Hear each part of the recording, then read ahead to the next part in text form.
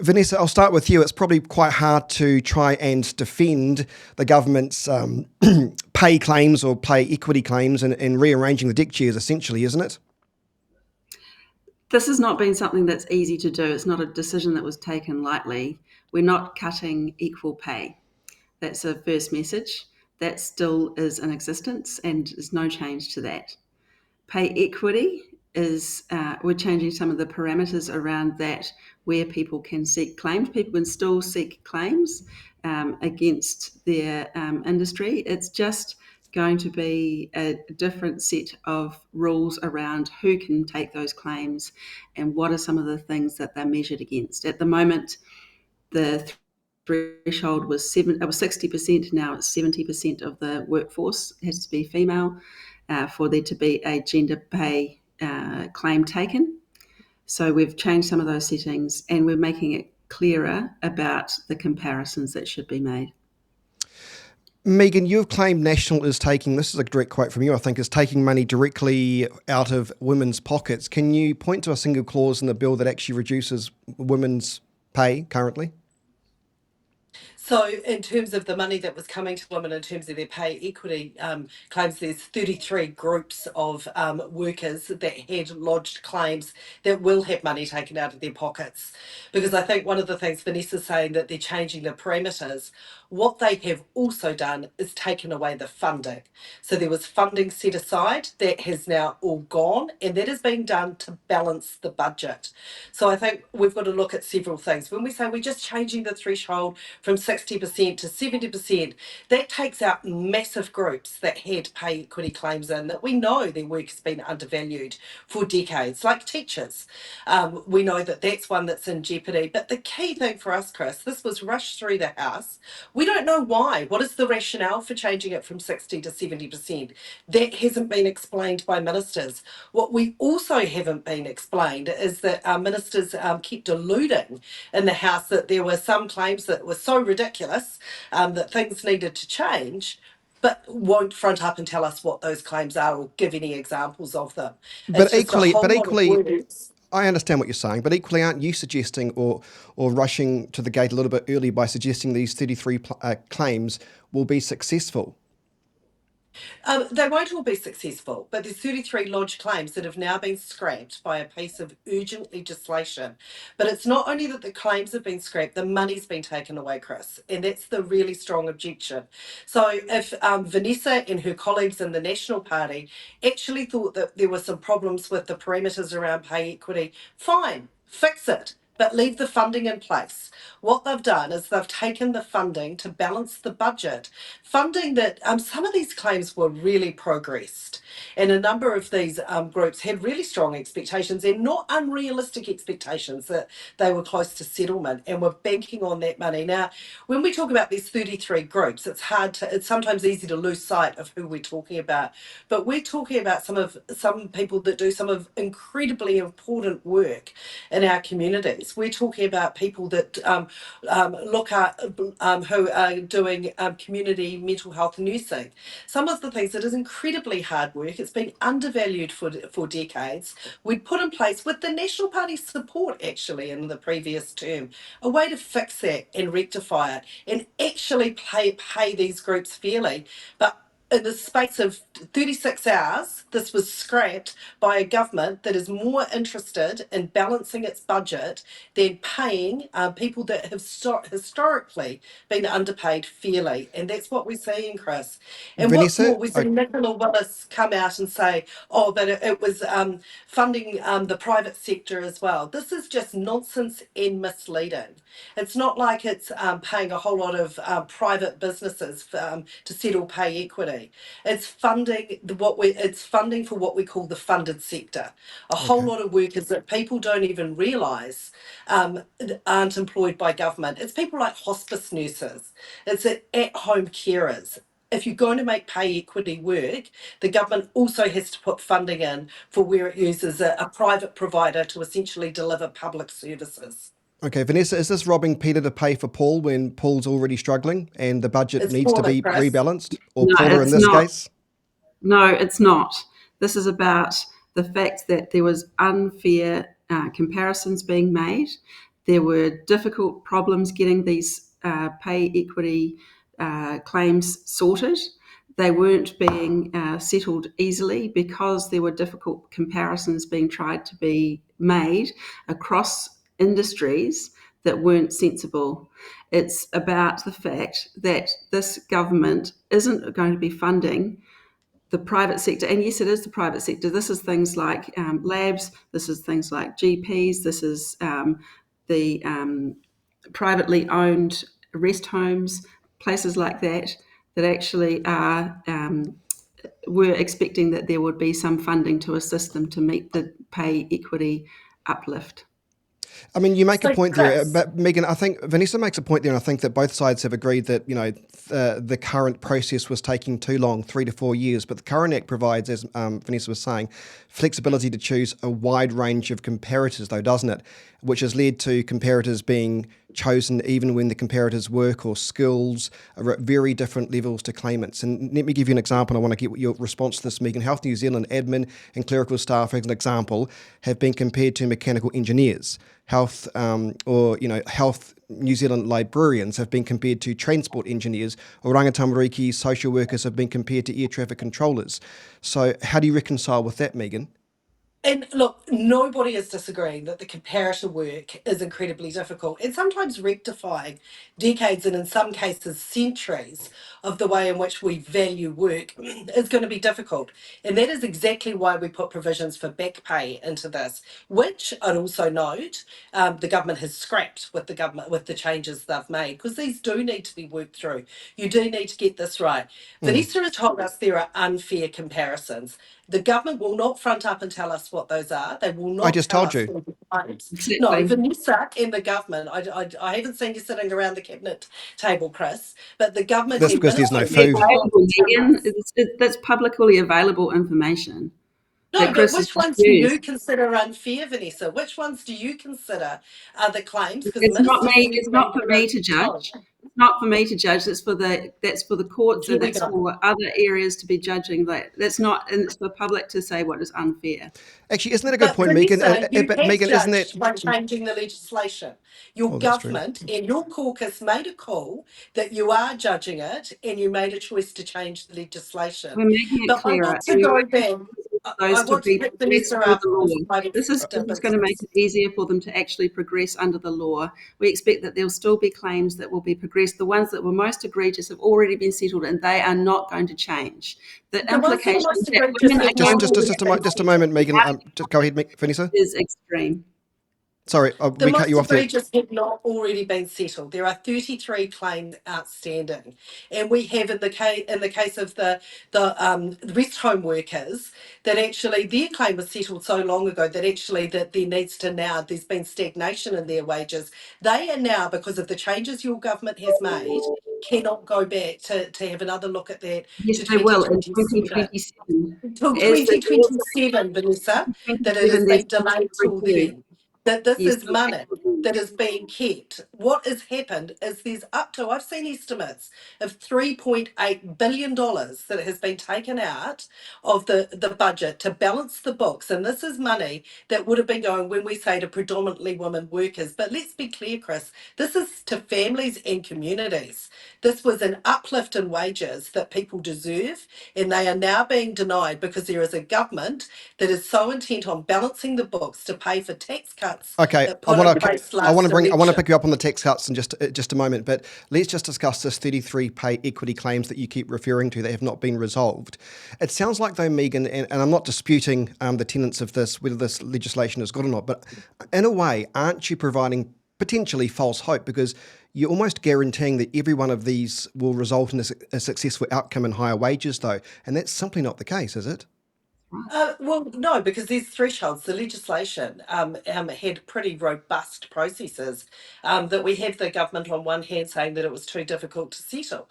Well, the reason it was difficult to settle is because you do actually have to prove that there has been an underpayment of a group of workers, because historically that has been seen as women's work.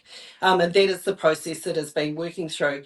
Now, I can tell you the difference it makes when these claims are settled.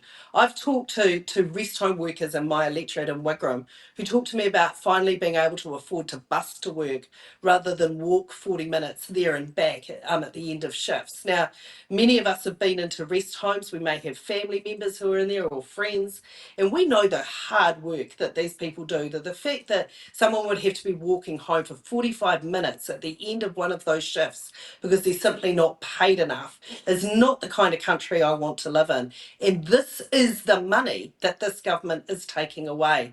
Now, the government has lost all its credibility because of all it wanted to do was fix the criteria. It could have done that, Chris, and it could have left the money in place. It's the fact that they've gone and taken Okay, the funding so Vanessa, I mean that's that another good shows their point. true colours. Okay, Vanessa, that's another good point, though, isn't it? If this money is now not going to be made available, and by all accounts, it's not, according to the Prime Minister in Brooke Van Belden. That's not a good look, is it? I mean, if these claims were still to go through, why is that money not still available? So Or there not being is made some available? money available. There is some money available, but not to the same level. That's the How key to much? it. And then I How don't much know is the available, details of that. Vanessa? That would be a budget sensitive piece of information, Megan. You know that. So there is going to be money put aside for it, and I don't know the extent of that. However, we have to balance the books. That's a reality. We can't just go spending and spending like there's a magic money tree like the last Labor government did. We're actually having to make hard decisions because of the profligate spending of the last government. So they've left us, our country, in a mess, in a really difficult situation, and we are doing what we can to fix it and having to make really hard decisions. Do you think we'd want to do this if we didn't have to? Well, Megan, Vanessa, I you want to spent ask another $12 question. billion. Is it, Megan, I You want to ask spent a $12 question. billion on tax cuts, Vanessa. Well, actually, So that's a good let's one. you've made it clear where want your priorities are. to If pick you're up on that, paying You're to Megan. talking balance about the getting books Megan, on money the into, big Megan, you're simple talking shush. about taking money out of I people's just, pockets. There's us giving money into communities and people's back pockets. They hadn't had a tax relief for landlords 14 and tobacco years. That companies, was Vanessa. clear. There okay, was I want to talk about Landlords and that. tobacco companies.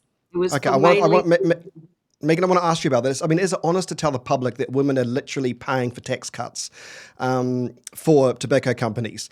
I mean, if that's the case, there'd Yes. be a massive outrage. We should evidence. And there is, Chris. I think that you can't underestimate just how angry people are about this change. I've had Vanessa's constituents sending me emails that she's been trying to explain this away. They've been forwarding it to me saying, can you believe this? That these ridiculous explanations that we're getting.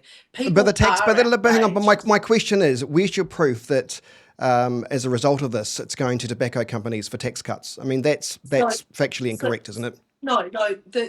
The proof is that we had David Seymour, we had Christopher Luxon, and we had Nicola Willis this week. We had David Seymour kicking it off, saying that Brooke Van Belden had found billions of dollars she'd saved to the government's budget. We had the Prime Minister talking about the billions of dollars that would be saved by this, and we had Nicola Willis confirm it. I know. I mean, Also in look. the What you're House. saying is, That this is about I know what you're balancing the saying is. books. Look, I don't disagree. It looks like that is about balancing the books. There's no two ways about that. But you've said that women are paying for tax breaks for tobacco companies. That's a serious accusation, and that's something that even the likes of Kate Hanna from the Disinformation Project, I can imagine saying that's not right because that is No, spreading no, disinformation, Megan. No, it's not, Chris, because what happens when you have a budget, when you put in tax cuts, they have to be paid for every year, and money has to be found for that. They're not just one off payments. In order for the government to keep funding those, they're making cuts. And one of the areas that they're making cuts is the money that was put aside to fairly pay predominantly women workforces through pay equity. So this money is absolutely going in to fund decisions that the National Party and the National Government and every member of the National Caucus has made, and that is that tax cuts are a priority, and to keep funding those, they're cutting things like the pay equity money. So we can't get away from that. It's the National has to go to the Tax electorate cuts for and who? has to Tax cuts for explain who that. though? Tax Well, the cuts tax for who? cuts that were put in at the last budget, Chris, And so who that and who we gets? had. Yeah, but who gets those tax cuts? So there was the landlords, the interest deductibility it goes to was brought everyone. back. The But those tech tax that cuts well, go to, but those tax cuts go to everyone though, Megan, don't they?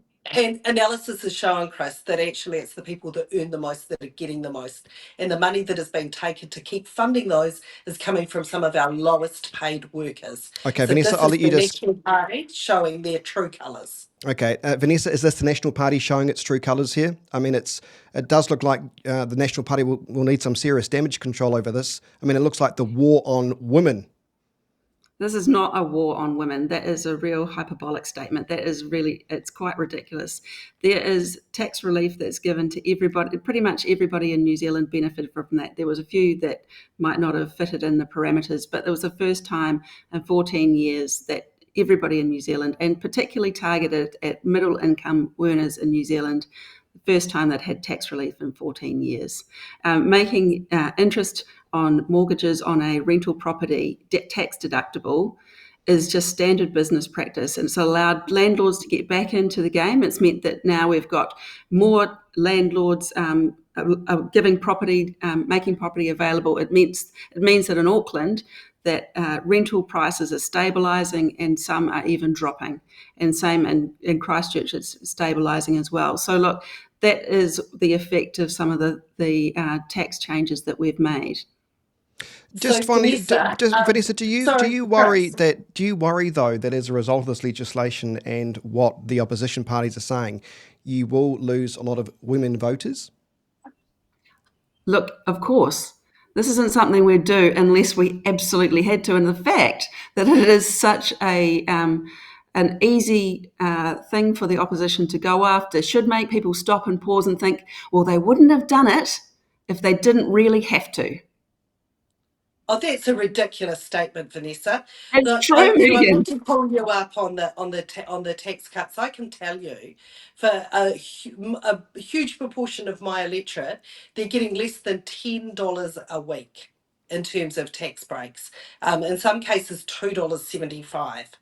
So There's to been a say lot of that everybody received benefit from them. working There's been people. analysis since your last budget, Vanessa, that shows that actually the people that are doing it hardest haven't benefited from it. That it has been People on skewed. benefit. No, I'm not talking about on people on benefits, Vanessa. I'm talking about working people.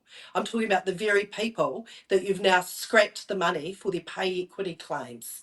So for you to say that everybody benefited from those tax cuts, it belies the evidence of the analysis that's been done of how those tax cuts were distributed. That we have a number of people that not only didn't receive the same level of tax cuts, but they've lost a whole lot of other things. They also went into the election thinking that they were going to get a whole lot of money for things like childcare. That hasn't eventuated. The thousands of people that were promised that, we know that there's 300 odd people that have been able to claim the full amount of that. That what we're saying is that there is not relief for people that really need it in terms of their pay packets. And this is about well-paid work, and that is something that I will always defend, Chris. It's one Okay, of the reasons I'm in politics. all right, Vanessa, I'll give you the final word on this, and we move on. Look, this is something that needed to be done. It's the right thing to do, even though it's hard. And this government is making decisions that we have to because we're fiscally responsible. Okay, just briefly, and we're nearly out of time, but I do want to ask the question about, I know social media is, it's an interesting place. Just quickly, Megan, do you support a social media ban for those under 16, yes or no? It's not a simple yes or no answer, so I'm sorry, I'm not going to give you that, Chris. I'll give you a minute then. Go on then. Okay, there is a harm. I think everyone agrees that. I think one of the advantages that New Zealand has here is that we've got the Albanese Labor government in Australia doing a similar initiative. Yeah. And this all comes down to whether or not it can be implemented. So I think we will have the opportunity to look at that because I want to know that it is A, implementable and B, effective in doing what we all want to do, which is protecting kids from social media harm. So let's look at the evidence. I mean, people are saying you'll never be able to get it done, but I mean, at the end of the day, you can't have a 16-year-old going into a bar. There are legislations, there are things that actually work, there are things that can work to stop and prevent harm to young people. Vanessa, do you support a ban on social media under those under 16-year-olds? Yes, I do. It's interesting. My son chose never to go on social media himself because he thought that it was toxic. And when we talked about it, we talked about the effects it can have on your brain as it's developing. the way that a young brain is making connections, and the effect of large hits of dopamine on a developing brain is not good. And so I'm really supportive of that, but I know that a lot of parents have really struggled to help their teenagers, with behaviour and with effects that are very much like addiction, as well as all of the harmful effects of cyberbullying that go along with it.